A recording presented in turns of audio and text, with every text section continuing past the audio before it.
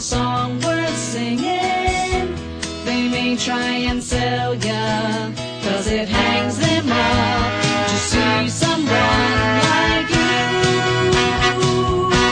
But you gotta make your own kind of music, sing your own special song, make your own kind of music, even if series, The Misunderstanding of Multiplicity. I'm going to talk about multiplicity a little later, but I wanted to share my own recipe. I like to make chili every now and again, and I've never shared my recipe, and people have kind of always thought that I put meat in it, and they've always wondered what I put in it, and I don't put meat in my chili. Whenever I make chili, I think of my dad, and last night I went to bed and I was thinking of making, before bed I was thinking of making like a red spaghetti sauce with red lentils, because I make a meatless. I'm not totally vegetarian. I do eat some meat. I'm not totally vegan, but I like to cook. When I'm cooking, I like to do like as close to vegetarian as I can most of the time. So some of my favorite things to make are chili, and for me, it has to pass the wooden spoon test. I'm just a chili freak like that. It's got to pass the wooden spoon test. So, some people have said, how do you get yours so thick with no meat in it? No, not, okay. It's packed full of stuff, and I'm going to share what it is. And everything in it is completely gluten-free. Hopefully, if it didn't get stuck in. Take the spoon out. And just keep that low. Sometimes I make this chili white, and if I make it white, then I use a brown or green lentil. If I make it red, I use a red lentil.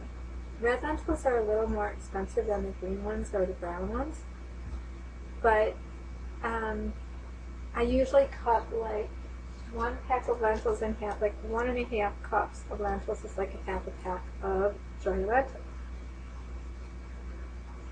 The other day we were cooking Indian curry, cauliflower and flatbread and stuff, and so the red lentils went really good with kale and curry, cauliflower and broccoli.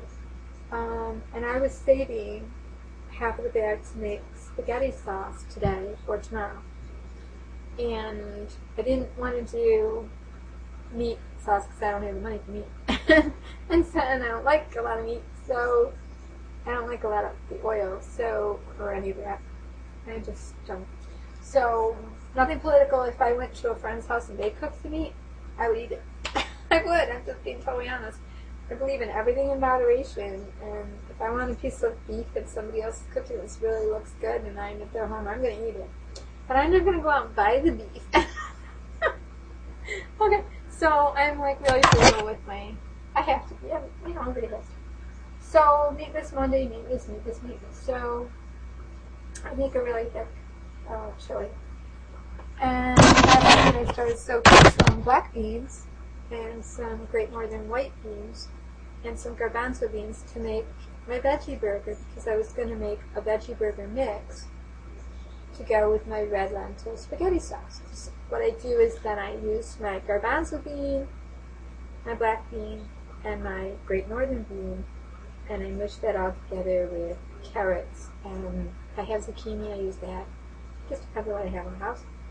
And I mush that all together and I make them in shape. What I've been adding lately is pulsed popcorn to my meatballs and my pizzas and stuff. And I just roll them together and pop them in the oven at 350, littler meatballs, and then I pop those in my red lentil spaghetti sauce. You just pop some popcorn, pulse it in your blender till it's really thin, and that could be your breadcrumb for your gluten-free stuff. So I was all ready to do that, and then I really just, I wanted something spicy. I've been thinking about barbecue. I was thinking about my dad last night. He always made chili, and I was kind of drawing on things I saw him do and things I saw my mother's mother do to make food stretch. And this is my recipe that I usually use, and I decided I'm just going to go with it.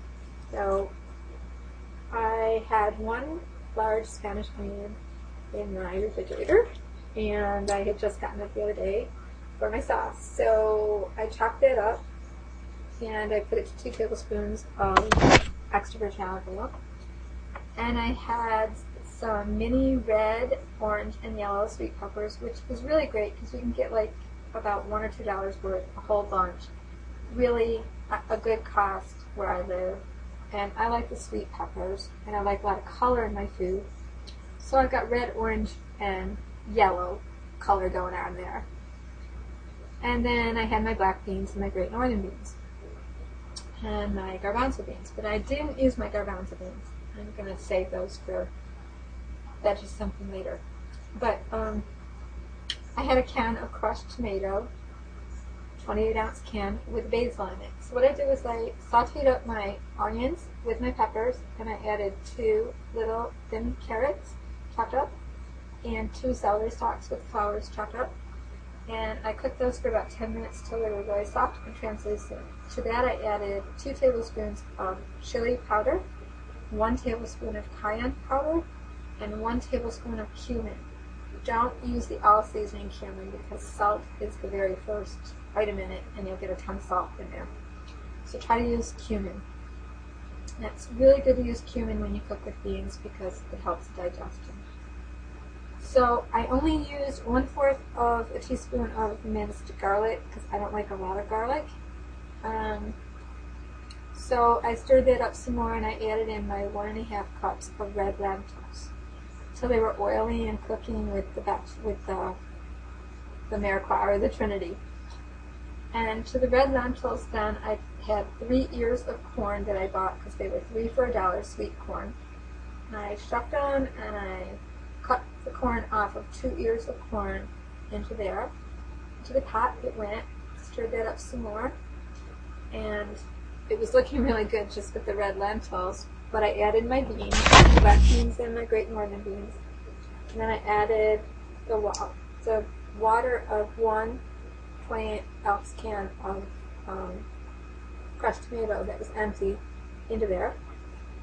And then, now if you're going for vegan, you can use any kind of oatmeal, but if you're going for gluten-free, you really want to go with the old-fashioned rolled oats. And it's really hard to, they'll say whole grain. It depends on the kind you use. If you really want to go with completely gluten-free, go for the stone ground or mill oats because those are gluten-free. But some of them that are packaged like this get gluten mixed in. I did 1½ cups of oats. So to my red lentils, my beans, and my celery, carrots, onions, and my spices, I did oats and lentils. Corn. And then I added, did I say 1 tablespoon of dark brown sugar? Not light, dark. It must be dark. If it's light, it just won't look right. Okay. It must be dark. No, I guess you could use light brown sugar, but dark brown I always use for sauces and things. And then I'm going to share with you my trick, but you must not laugh. Okay. If I don't, you're laughing at me. Okay. You're going to want to put a tablespoon of grape jelly into your red tomatoes and sauce. Grape jelly. Now, you can use Smuckers, but some of the Smuckers, packaging the way they come, are not gluten-free. The squeezable and the Simply Fruit ones are gluten-free. Like, I have here strawberry from the store I go to, Wegmans brand. It's gluten-free. But you just have to check around. Concord, Welch's Grape, and Smuckers makes a gluten-free. You really want the taste of grape. If you really can't get any grapes, grape jelly, you can buy some regular grapes and just put them in there, like a little bunch of red grapes. Put them in. Seedless. Then you're going to put some chocolate in there. You really want to try to use Nestle. If you're going for gluten-free, Nestle chocolate chips is gluten-free. You want about 1/4 cup of chocolate and about 2 tablespoons of grape jelly into your tomato sauce. That's it. That's it. I have tried, when I haven't had any grapes, I've tried strawberry and it just doesn't taste the same. So I just think that the grapes and the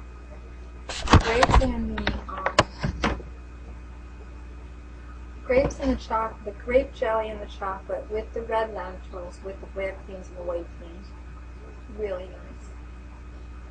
And that's about the consistency I want it. I want that wooden spoon. But I want it to be a little loose, and I want to be able to. You don't want to be making tomato paste, but it really is filling. And pop it over a little rice, which I got going in the background. I make some crackers, which I'm doing right now, and you've got a meal.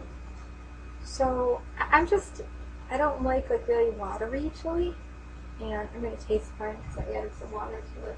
I don't want it too watery. I will set mine down more. It needs to be, and I'm going to adjust and taste. So, see? The really cool thing is the sweet corn right off the ear of corn. That's the best. And, so I'm going to taste mine now. I've got some medium grain white rice over there, and I'm not crazy about it. More like sticky rice. I put a little extra water in it. Actually, no, it's good.